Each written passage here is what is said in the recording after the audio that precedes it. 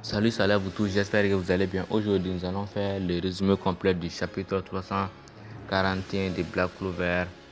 On commence par l'arrivée de 3 nouveaux personnes, Kumari, Zaimon et Zuzu, qui font partie des 7 membres de Hiruzen. Ensuite, ils font la rencontre de Asta avec laquelle ils s'entraînent pour qu'ils deviennent forts. Et ensuite, il apparaît Hiruda, qui fait voir ce qui se passe. Et on peut voir le respect à laquelle les 3 Hiruzen portent sur Hiruda. Et ensuite, Asta qui réfléchit à la façon dont il va évoluer. À la tombée de la nuit, Ushika vient prévenir Asta qu'il est chargé de l'entraîner sur l'ordre de Hiruda. Et il nous explique aussi le respect à laquelle il a pour cet homme Hiruda. Hiruda qui a réussi à gouverner un pays sans magie. Il a vraiment réussi à faire un exploit. Vous savez, tout ça me donne une idée en fait. Peut-être une théorie. Asta va finir sans magie, c'est-à-dire il va devenir un grand empereur. Mais il serait sans anti-magie. Genre, dans le combat final contre Julius, il sera obligé de sacrifier peut-être son épée ou bien son anti-magie pour un pouvoir ultime comme avait fait Kurama dans Naruto. Bien sûr, ce n'est qu'une théorie, mais j'y pense aussi. Car si on voit Hiruda, c'est comme si je voyais Asta, le reflet d'Asta. Les deux se ressemblent beaucoup avec leur caractère et les faits. Ils ont un pouvoir, celui de faire rapprocher, plutôt de contaminer celui à laquelle il approche. Et après, nous allons voir aussi Ishika qui ne veut plus attendre parler de Yami. Parce que Yami a fait de Itachisme. Genre, il a tué tous les membres de son clan. Pour ceux qui ne connaissent pas l'Itachisme, je vais vous expliquer. Itachisme est tiré du mot Itachi.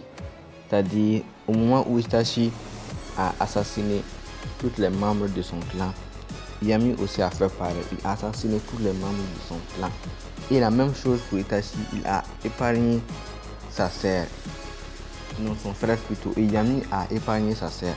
Je pense que l'auteur de Black Clover s'inspire un peu de Naruto.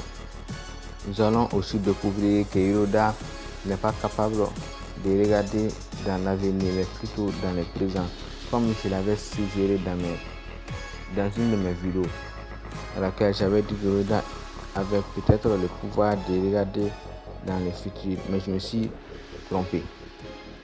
Et à la fin du chapitre, nous allons voir Yami et Ishika quand ils étaient enfants. Donc Yami a tué tous les membres de son clan et a épargné sa sœur. Genre comme Itachi qui a épargné Sasuke. Mais la différence derrière c'est que Ishika a eu beaucoup de chance puisqu'il a eu une personne qui était à ses côtés, Hiruda, tandis que Sasuke n'a pas eu la même chance que lui. C'est ce qui lui a empêché de tomber dans les ténèbres par rapport à Sasuke. Et maintenant, je vais donner ma preview du chapitre 242. Comme on peut le voir, Asta va apprendre à maîtriser son nouveau pouvoir ou plutôt une nouvelle technique. Moi, je pense que c'est peut-être un nouveau pouvoir parce qu'au début, j'avais dit que c'était peut-être une nouvelle technique, mais je pense qu'une nouvelle technique ne peut rien face à Luxus, à moins que ce soit une technique à double tranchante. Je pense que ça ne sert à rien au scénario. Les gens préfèrent plutôt voir une nouvelle transformation d'Asta plutôt qu'une nouvelle technique. De plus, nous allons découvrir peut-être l'histoire de Yami, de son pays, tout ça et autres. Comment il a pu massacrer tout son clan, comment sa sœur a pu devenir une bonne personne et comment Yami aussi a pu se repentir. Je pense que le but du chapitre prochain sera ça. De plus, il n'y aura pas de chapitre pour la semaine prochaine. Donc nous pouvons attendre encore du mieux pour le chapitre prochain. C'est la fin de cette vidéo. N'oubliez pas de vous abonner et d'activer la cloche de notification pour ne rater aucune de mes vidéos. Tchuss!